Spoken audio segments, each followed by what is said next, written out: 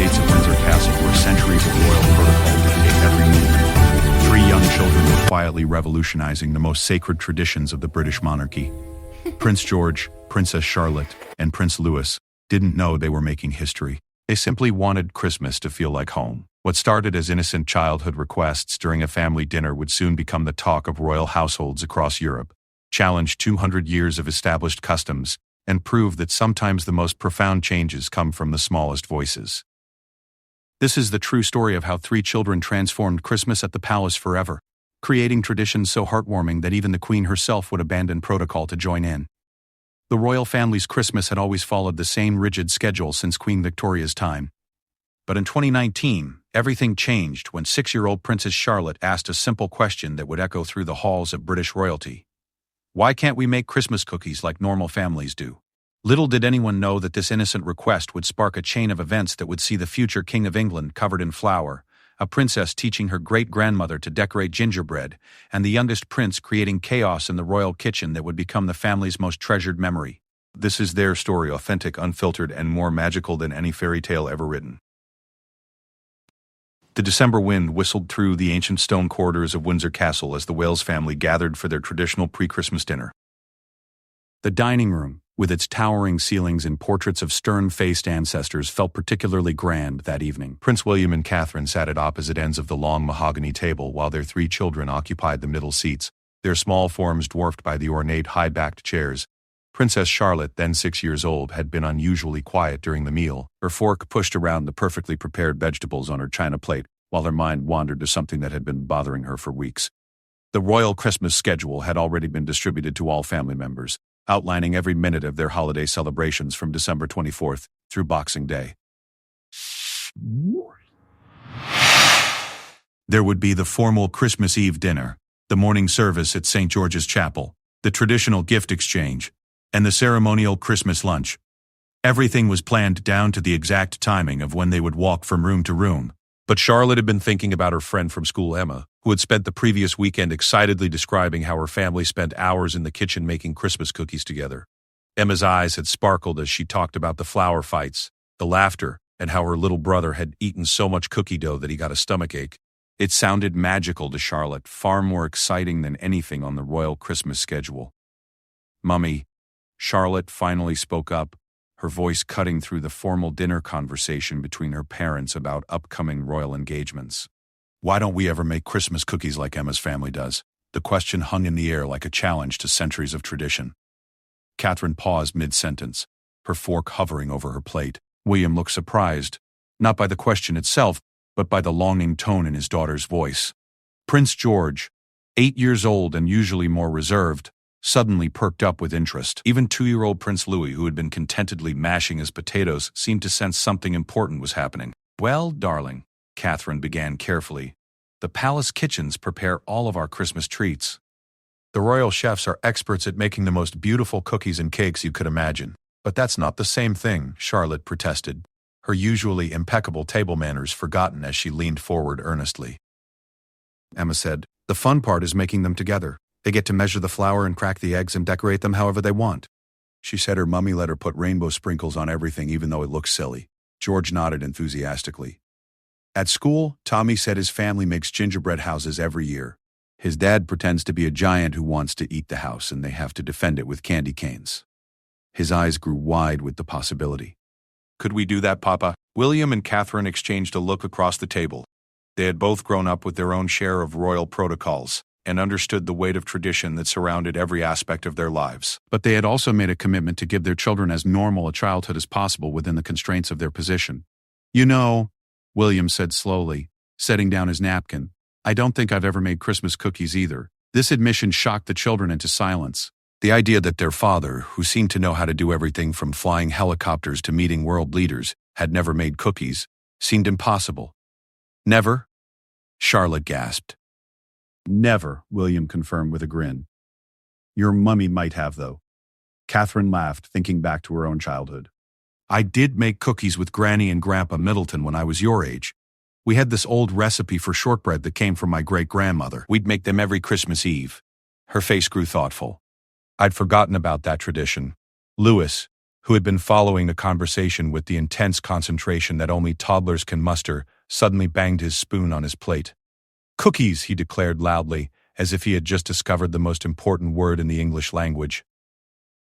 The burst of laughter that followed seemed to break something open in the formal dining room. For the first time in weeks, the family felt like they were having a real conversation, not just going through the motions of royal dinners.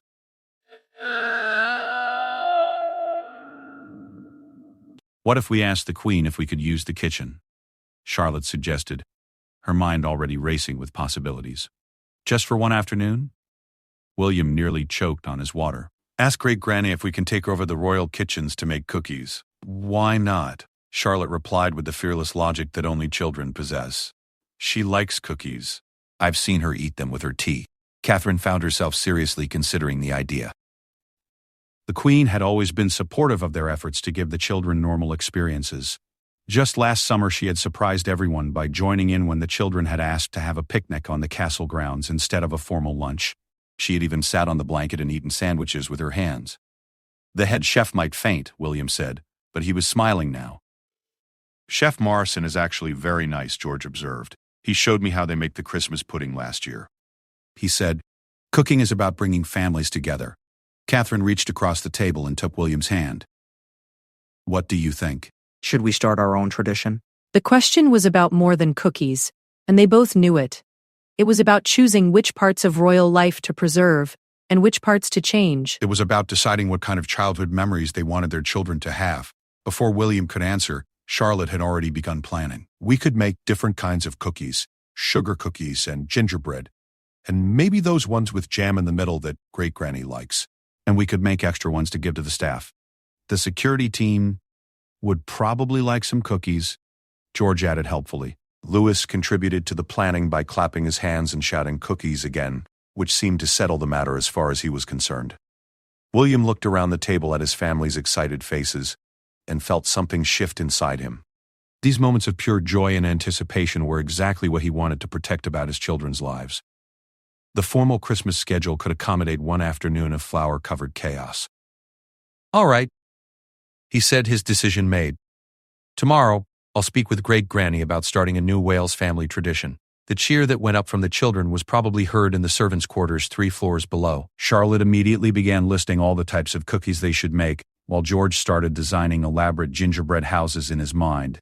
Louis contributed by throwing his remaining potatoes in the air, which Catherine quickly intercepted before they could land on the antique Persian rug. Later that evening, after the children had been tucked into bed with promises that cookie-making plans would begin immediately, William and Catherine sat in their private sitting room discussing the logistics of their new venture. "You realize the staff is going to think we've lost our minds," William said, but he was still smiling. "The staff has children too," Catherine replied. "I think they'll understand better than you expect."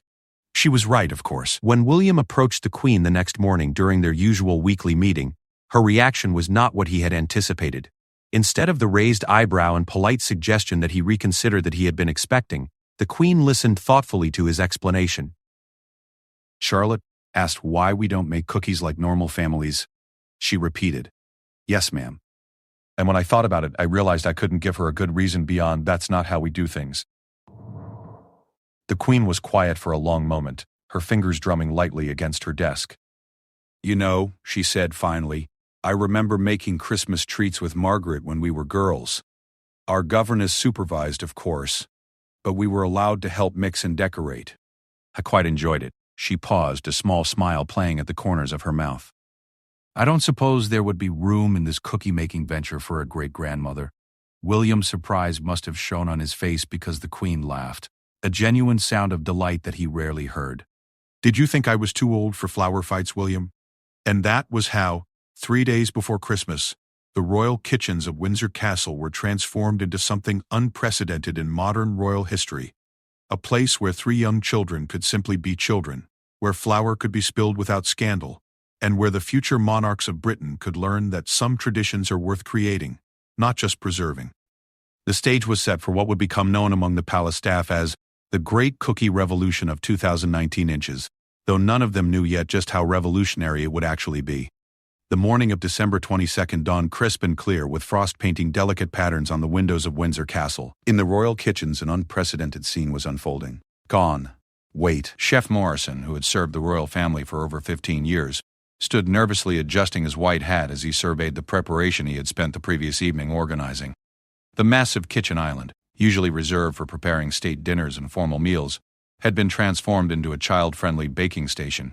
Multiple mixing bowls in various sizes were arranged alongside measuring cups, wooden spoons, and an array of cookie cutters that ranged from traditional Christmas shapes to some rather unconventional choices that Princess Charlotte had specifically requested, including a dinosaur cutter that she insisted was absolutely essential for proper cookie making.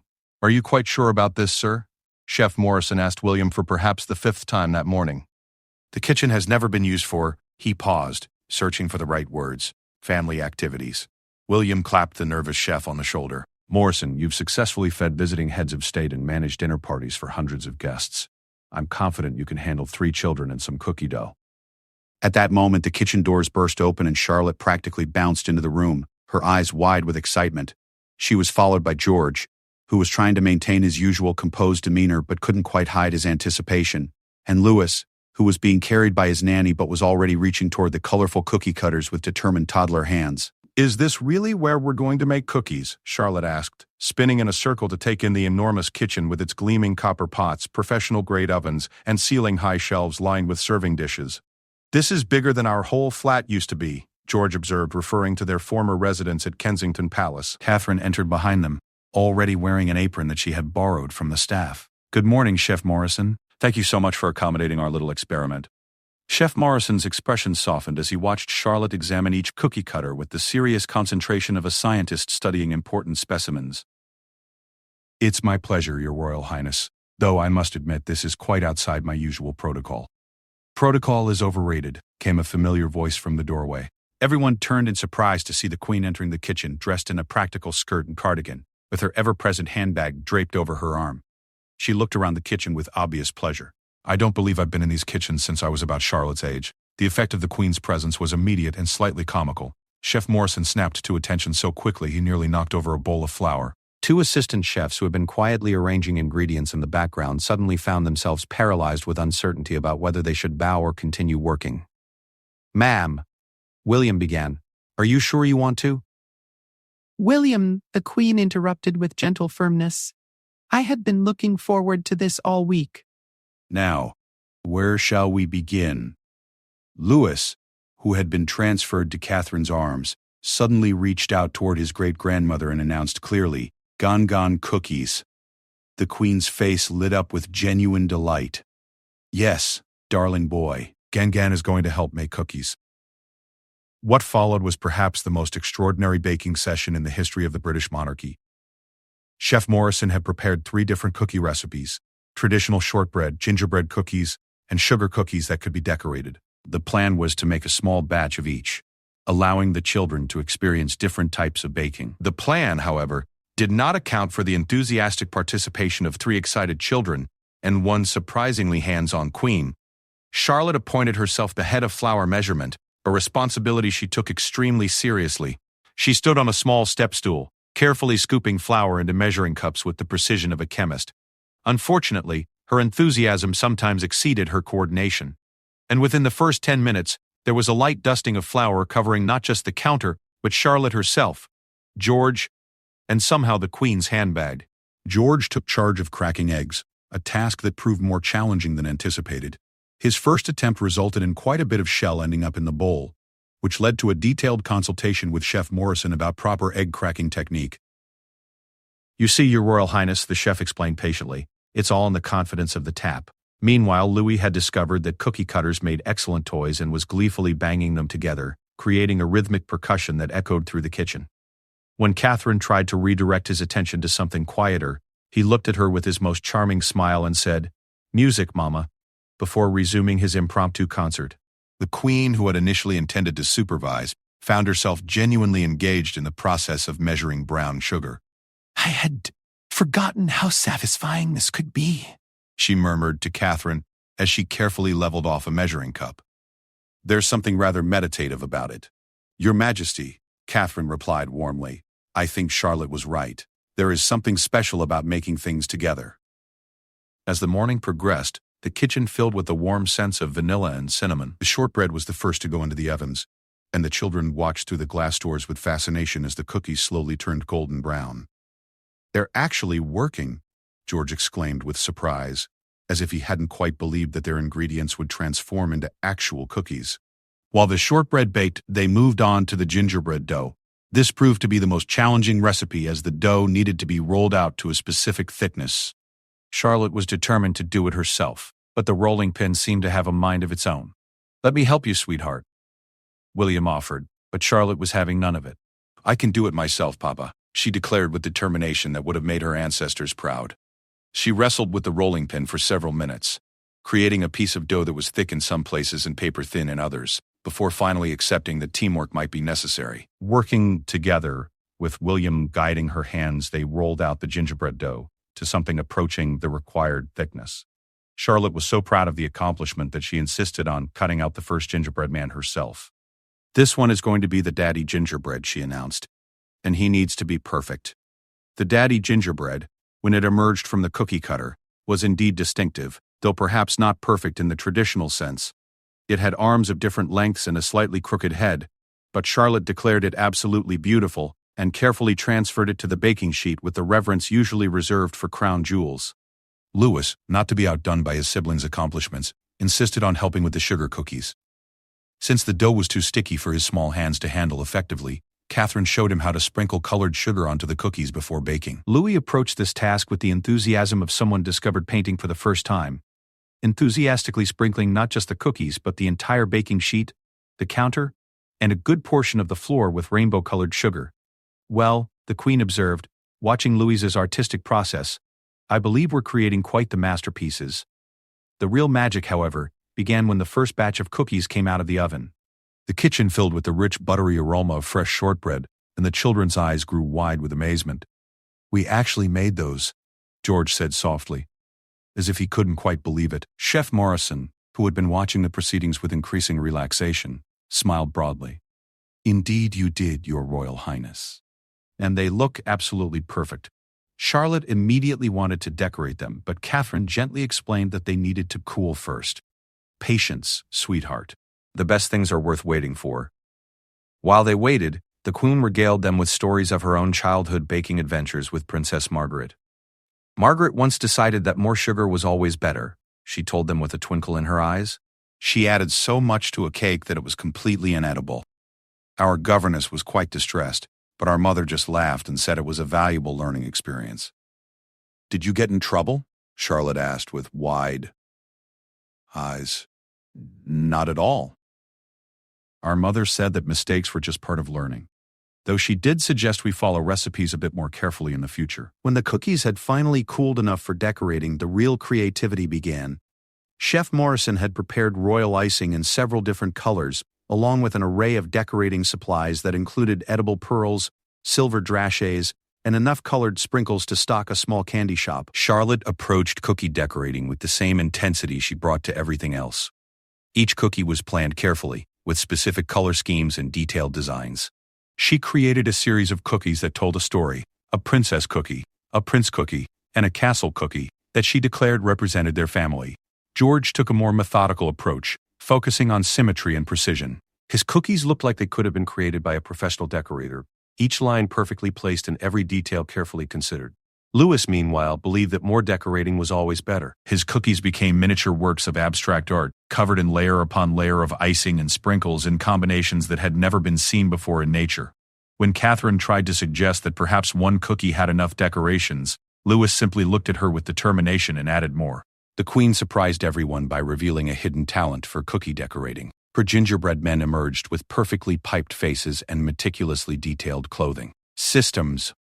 One doesn't spend decades reviewing official documents without developing a steady hand," she explained when Charlotte complimented her technique. As the afternoon wore on, the kitchen began to resemble something between a professional bakery and an art studio that had been hit by a colorful explosion. There was flour in places that seemed physically impossible for flour to reach, colored sugar sparkling on every surface, and enough cookie dough under fingernails to start a small bakery. But there was also something else filling the kitchen. Laughter. Real, unguarded, joyful laughter that echoed off the copper pots and stone walls. The sound was so unusual in the formal spaces of Windsor Castle that several staff members found reasons to walk past the kitchen doors just to hear it. When the last batch of cookies emerged from the oven and the final decorating touches had been applied, the family stepped back to survey their accomplishment.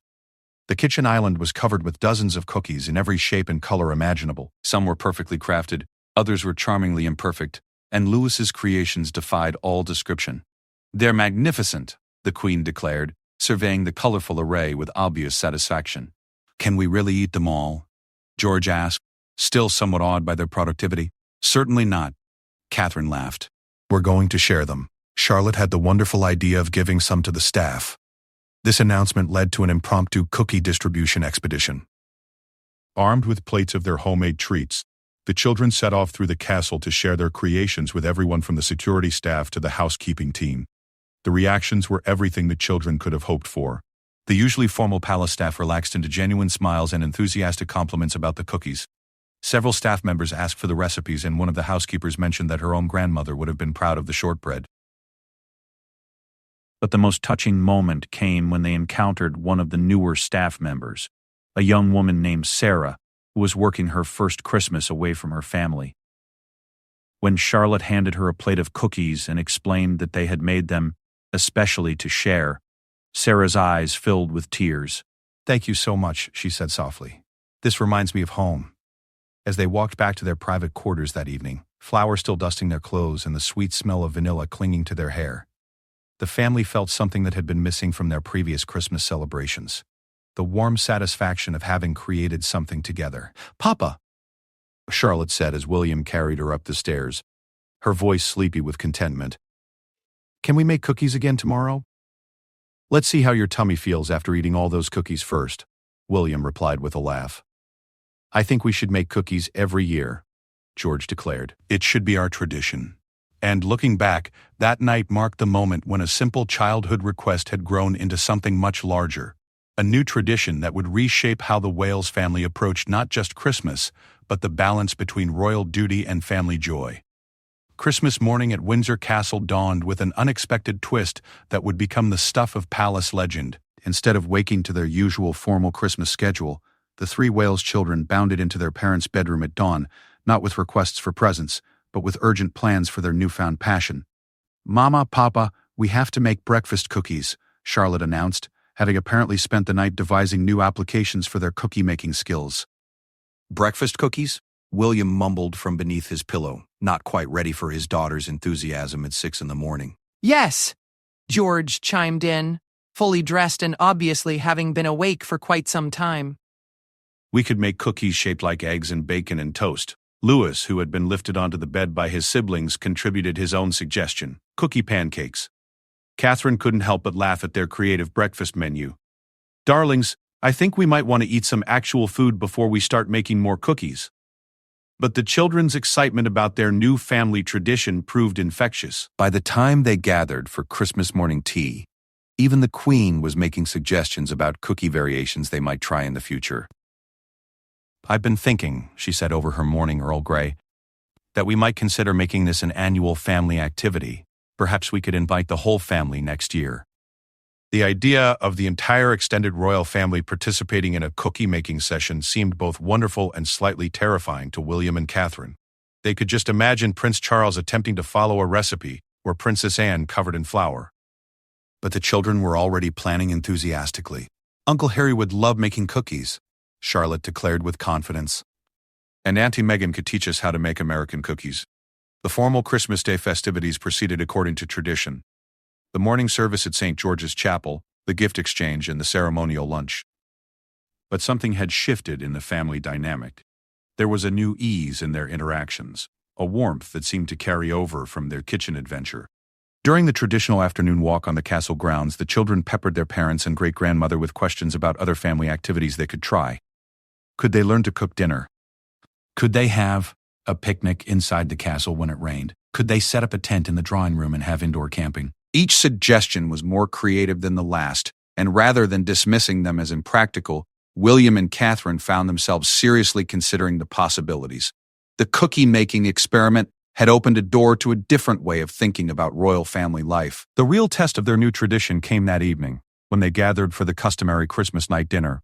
This was typically one of the most formal meals of the year, with multiple courses served on the finest china, and conversation that focused on royal duties and upcoming engagements. But this year Charlotte had a special request. Could we have our homemade cookies for dessert instead of the Christmas pudding? The suggestion was so unprecedented that the butler, who had been reaching for the traditional Christmas pudding, actually paused mid-motion to look for guidance from the Queen. The Queen considered the request seriously before responding. I think that sounds like a wonderful idea. After all, dessert should be something that brings joy, and I can't think of anything more joyful than treats made by my great-grandchildren. The homemade cookies were brought out on the finest royal dessert plates, their imperfect shapes and enthusiastic decorating looking charmingly out of place among the formal place settings. But when the family bit into them, tasting the love and laughter that had gone into their creation, everyone agreed they were the most delicious Christmas desserts they had ever had. The impact of their cookie-making adventure extended far beyond that Christmas season. Word of the royal family's kitchen experiment spread throughout the palace staff, and then, inevitably, beyond the castle walls. The story was carefully managed by the royal communications team, but the basic facts were so heartwarming that they captured public imagination in an unprecedented way. The British press, typically focused on formal royal engagements and protocol, found themselves writing articles about the importance of family traditions and the humanizing effect of seeing the future monarchs covered in flour and laughing together in the kitchen. International media picked up the story, with headlines celebrating the royal family's commitment to giving their children normal experiences despite their extraordinary circumstances. Social media was filled with families sharing their own cookie-making adventures, inspired by the royal example. More importantly, the experience changed how William and Catherine approached parenting within the royal framework. They began to actively look for ways to create meaningful family experiences that prioritized their children's emotional well-being over royal protocol. The following Easter, they established another new tradition when Louis asked why they couldn't decorate Easter eggs like his friend from nursery school. Instead of the formal Easter egg hunt that had been traditional for royal children, they spent an afternoon in the gardens decorating eggs with paints and stickers and hiding them among the ancient oak trees for an informal family egg hunt. Summer brought requests for outdoor adventures, and the family found themselves camping in specially erected tents on the castle grounds, roasting marshmallows over a carefully managed campfire, and telling ghost stories that made Charlotte giggle and George pretend he wasn't scared. Each new family adventure was carefully balanced with the children's royal education and official duties, but the cookie-making experiment had proven that tradition and innovation could coexist successfully. The most touching development came the following Christmas, when the Queen announced that she had been working with Chef Morrison to create an official royal family cookbook featuring the children's favorite recipes. I thought it important to document these new traditions, she explained, so that future generations might understand the importance of mixing duty with joy. The cookbook, which was eventually published for charity, featured not just recipes, but photographs from their various family cooking adventures. The image that appeared on the cover showed all 4 generations of the family working together in the kitchen, the Queen carefully measuring ingredients, William and Catherine laughing as they helped their children, and the 3 young royals completely absorbed in their cookie decorating.